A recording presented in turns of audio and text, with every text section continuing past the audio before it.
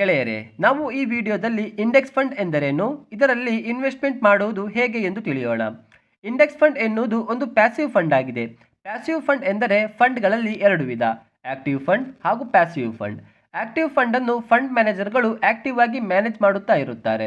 ಇವರು ಬೇರೆ ಬೇರೆ ಕಂಪನಿಯ ಡೇಟಾಗಳನ್ನು ಅನಾಲಿಸಿಸ್ ಮಾಡುತ್ತಾರೆ ಹಾಗೂ ಅವರೇ ನಿರ್ಧರಿಸುತ್ತಾರೆ ಯಾವ ಕಂಪನಿಯ ಶೇರನ್ನು ಖರೀದಿಸಬೇಕು ಎಂದು.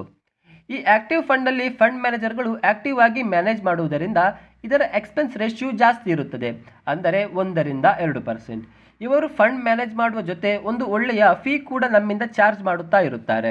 ಉದಾಹರಣೆಗೆ ಈ ಆಕ್ಟಿವ್ ಫಂಡ್ನ ಎಕ್ಸ್ಪೆನ್ಸ್ ರೇಷ್ಯೂ 2%. ನೀವು ಈ ಫಂಡ್ಗೆ ₹1,000 ಹಾಕುತ್ತೀರಿ. ಆಗ ಈ ಮ್ಯೂಚುವಲ್ ಫಂಡ್ ನಿಮ್ಮಿಂದ 2% ಕಟ್ ಮಾಡುತ್ತದೆ, ಅಂದರೆ ₹1,000ನ 2% ಅಂದರೆ ₹20 ನಿಮ್ಮಿಂದ ಚಾರ್ಜ್ ಮಾಡಲಾಗುತ್ತದೆ. ಇದನ್ನೇ ಎಕ್ಸ್ಪೆನ್ಸ್ ರೇಷ್ಯೂ ಎಂದು ಕರೆಯುತ್ತೇವೆ. ಈಗ ಪ್ಯಾಸಿವ್ ಫಂಡನ್ನು ತಿಳಿಯೋಣ. ಈ ಪ್ಯಾಸಿವ್ ಫಂಡನ್ನು ಆಕ್ಟಿವ್ ಆಗಿ ಮ್ಯಾನೇಜ್ ಮಾಡಲಾಗುವುದಿಲ್ಲ. ಈ ಇಂಡೆಕ್ಸ್ ಫಂಡ್ ಪ್ಯಾಸಿವ್ ಫಂಡ್ಗೆ ಒಂದು ಒಳ್ಳೆಯ ಎಕ್ಸಾಂಪಲ್ ಆಗಿದೆ. ಬೇರೆ ಬೇರೆ ಇಂಡೈಸಸ್ನಲ್ಲಿ ಈ ಇಂಡೆಕ್ಸ್ ಫಂಡನ್ನು ಇನ್ವೆಸ್ಟ್ಮೆಂಟ್ ಮಾಡುತ್ತಾರೆ, ಅಂದರೆ ಸೆನ್ಸೆಕ್ಸ್, ನಿಫ್ಟಿ ಇದನ್ನು ಇಂಡೈಸಸ್ ಎಂದು ಕರೆಯುತ್ತಾರೆ. ನಿಫ್ಟಿ 50 ಇಂಡೆಕ್ಸ್ ಫಂಡ್ ಎನ್ನುವುದು ಕೇವಲ ನಿಫ್ಟಿಯಲ್ಲಿರುವ ಸ್ಟಾಕ್ಸ್ನಲ್ಲಿ ಮಾತ್ರ ಇನ್ವೆಸ್ಟ್ಮೆಂಟ್ ಮಾಡುತ್ತಾರೆ. ಅಂದರೆ ನಿಫ್ಟಿ 50ಯಲ್ಲಿ ಟಾಪ್ 50 ಕಂಪನಿ ಇರುತ್ತದೆ. ನಿಫ್ಟಿಯಲ್ಲಿ 50 ಕಂಪನಿಯಲ್ಲಿ HDFC ಬ್ಯಾಂಕ್ಗೆ 10.67%ನ ವೆಯ್ಟೇಜ್ ಹಾಗೂ ರಿಲಯನ್ಸ್ ಇಂಡಸ್ಟ್ರಿಗೆ 9.98%ನ ವೆಯ್ಟೇಜ್ ಹಾಗೂ ಇನ್ಫೋಸಿಸ್ಗೆ 6.04%ನ ವೆಯ್ಟೇಜ್ ಕೊಡಲಾಗಿದೆ ಹಾಗೂ 73.31%ನ ವೆಯ್ಟೇಜನ್ನು ಉಳಿದ ಕಂಪನಿಗೆ ನೀಡಲಾಗಿದೆ.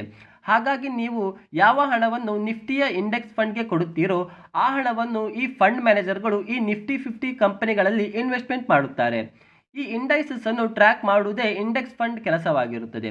ಎಷ್ಟು ರಿಟರ್ನ್ ಈ ಇಂಡೈಸಸ್ ಕೊಡುತ್ತದೆಯೋ ಅಷ್ಟೇ ರಿಟರ್ನ್ ನಮಗೆ ಈ ಇಂಡೆಕ್ಸ್ ಫಂಡ್ ಕೊಡುತ್ತದೆ. ಇದನ್ನು ಆಕ್ಟಿವ್ ಆಗಿ ಮ್ಯಾನೇಜ್ ಮಾಡಲಾಗುವುದಿಲ್ಲ. ಹಾಗಾಗಿ ಇದರ ಎಕ್ಸ್ಪೆನ್ಸ್ ರೇಷ್ಯೂ ತುಂಬಾ ಕಡಿಮೆ ಇರುತ್ತದೆ, ಅಂದರೆ 0.10% ಇಂದ 0.20% ವರೆಗೆ ಇರುತ್ತದೆ. ಇಂಡೆಕ್ಸ್ ಫಂಡ್ನ ಈ ಕಾನ್ಸೆಪ್ಟ್ ಅನ್ನು ಜಾನ್ ಬಾಗ್ಲೆ ಎನ್ನುವರು ಸ್ಟಾರ್ಟ್ ಮಾಡಿದರು. ಈ ಇಂಡೆಕ್ಸ್ ಫಂಡ್ US ಹಾಗೂ ಉಳಿದ ಡೆವಲಪ್ಡ್ ಕಂಟ್ರಿಗಳಲ್ಲಿ ಫೇಮಸ್ ಆಗಿದೆ, ಆದರೆ ಭಾರತದಲ್ಲಿ ಅಷ್ಟೊಂದು ಫೇಮಸ್ ಆಗಲಿಲ್ಲ. ಮಿಸ್ಟರ್ ವಾರನ್ ಬಫೆಟ್ ಅವರು ಕೂಡ ಜನರಿಗೆ ಈ ಇಂಡೆಕ್ಸ್ ಫಂಡ್ನಲ್ಲಿ ಇನ್ವೆಸ್ಟ್ಮೆಂಟ್ ಮಾಡಲು ಹೇಳುತ್ತಾರೆ, ಏಕೆಂದರೆ ಇದು ನಮ್ಮ ದೇಶದ ಇಕಾನಮಿಯನ್ನು ಟ್ರ್ಯಾಕ್ ಮಾಡುತ್ತಾ ನಮಗೆ ಒಂದು ಒಳ್ಳೆಯ ರಿಟರ್ನ್ ಅನ್ನು ಕೊಡುತ್ತದೆ. ಈಗ ನಾವು ಈ ಇಂಡೆಕ್ಸ್ ಫಂಡ್ನಲ್ಲಿ ಇನ್ವೆಸ್ಟ್ಮೆಂಟ್ ಮಾಡುವುದು ಹೇಗೆ ಎಂದು ತಿಳಿಯೋಣ. ಇಂಡೆಕ್ಸ್ ಫಂಡ್ನಲ್ಲಿ 2 ಫಾರ್ಮ್ಯಾಟ್ ಇರುತ್ತದೆ, ETF ಹಾಗೂ ನಾರ್ಮಲ್ ಫಾರ್ಮ್ಯಾಟ್. ಈ ETF ಫಾರ್ಮ್ಯಾಟ್ಗೆ ಒಂದು ಒಳ್ಳೆಯ ಉದಾಹರಣೆ ಎಂದರೆ Reliance Sensex ETF, HDFC Sensex ETF, Nifty 50 ETF ಮುಂತಾದವುಗಳು.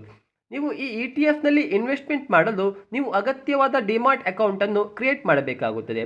ಡಿಮ್ಯಾಟ್ ಅಕೌಂಟ್ ಕ್ರಿಯೇಟ್ ಆದ ನಂತರ ನೀವು ಈ ETF ಅನ್ನು ಬೈ ಮಾಡಬಹುದು. ಈ ನಾರ್ಮಲ್ ಇಂಡೆಕ್ಸ್ ಫಂಡ್ಗೆ ಒಂದು ಒಳ್ಳೆಯ ಉದಾಹರಣೆ ಎಂದರೆ SBI Nifty index fund, ICIC Prudential Nifty index fund ಮುಂತಾದವುಗಳು. ಇದರಲ್ಲಿ ನಾವು ನಾರ್ಮಲ್ ಮ್ಯೂಚುವಲ್ ಫಂಡ್ಗಳಲ್ಲಿ ಇನ್ವೆಸ್ಟ್ಮೆಂಟ್ ಮಾಡಿದ ಹಾಗೆ ಇನ್ವೆಸ್ಟ್ಮೆಂಟ್ ಮಾಡಬಹುದು. ಇದಕ್ಕೆ ಯಾವುದೇ ಡಿಮ್ಯಾಟ್ ಅಕೌಂಟ್ನ ಅಗತ್ಯವಿರುವುದಿಲ್ಲ. ಈ ತರಹದ ಫಂಡ್ಗಳನ್ನು ಅಪ್ಸ್ಟಾಕ್ಸ್, ಗ್ರೋ, ಪೇಟಿಎಂ ಮನಿ ಇವುಗಳಲ್ಲಿ ಡೈರೆಕ್ಟ್ ಆಗಿ ಇನ್ವೆಸ್ಟ್ಮೆಂಟ್ ಮಾಡಬಹುದು ಅಥವಾ AMC ಕಂಪನಿ ಥ್ರೂ ಖರೀದಿಸಬಹುದು. AMC ಕಂಪನಿ ಎಂದರೆ ಅಸೆಟ್ ಮ್ಯಾನೇಜ್ಮೆಂಟ್ ಕಂಪನಿಯ ಮೂಲಕ ಖರೀದಿಸಬಹುದು. ಉದಾಹರಣೆಗೆ ನಿಮಗೆ SBI ನಿಫ್ಟಿ 50 ಇಂಡೆಕ್ಸ್ ಫಂಡ್ ಖರೀದಿಸಬೇಕಾದಲ್ಲಿ ನೀವು ನೇರವಾಗಿ SBI ಮ್ಯೂಚುವಲ್ ಫಂಡ್ನ ವೆಬ್ಸೈಟ್ಗೆ ಹೋಗಿ ಅಲ್ಲಿ ನೀವು ಪರ್ಚೇಸ್ ಮಾಡಬಹುದು. ಈ ETF ಇಂಡೆಕ್ಸ್ ಫಂಡ್ಗಳಲ್ಲಿ SIP ಮಾಡಲು ಆಗುವುದಿಲ್ಲ, ಆದರೆ ಈ ನಾರ್ಮಲ್ ಇಂಡೆಕ್ಸ್ ಫಂಡ್ಗಳಲ್ಲಿ SIP ಮಾಡಬಹುದು. ಈ ಇಂಡೆಕ್ಸ್ ಫಂಡ್ ಖರೀದಿಸುವಾಗ ಯಾವಾಗಲೂ ತಿಳಿದಿರಬೇಕಾದ ವಿಷಯವೇನೆಂದರೆ ನೀವು ಡೈರೆಕ್ಟ್ ಪ್ಲಾನ್ ಅನ್ನೇ ಚೂಸ್ ಮಾಡಬೇಕಾಗುತ್ತದೆ, ಏಕೆಂದರೆ ಡೈರೆಕ್ಟ್ ಪ್ಲಾನ್ನಲ್ಲಿ ಎಕ್ಸ್ಪೆನ್ಸ್ ರೇಷ್ಯೂ ತುಂಬ ಕಡಿಮೆ ಇರುತ್ತದೆ. ನಿಮಗೆ ಈ ವಿಡಿಯೋ ಒಂದು ಒಳ್ಳೆಯ ಮಾಹಿತಿಯನ್ನು ನೀಡಿದೆ ಎಂದು ತಿಳಿಯುತ್ತೇನೆ.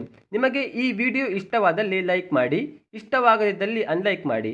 ನಿಮ್ಮ ಅಮೂಲ್ಯವಾದ ಸಮಯಕ್ಕಾಗಿ ಧನ್ಯವಾದಗಳು.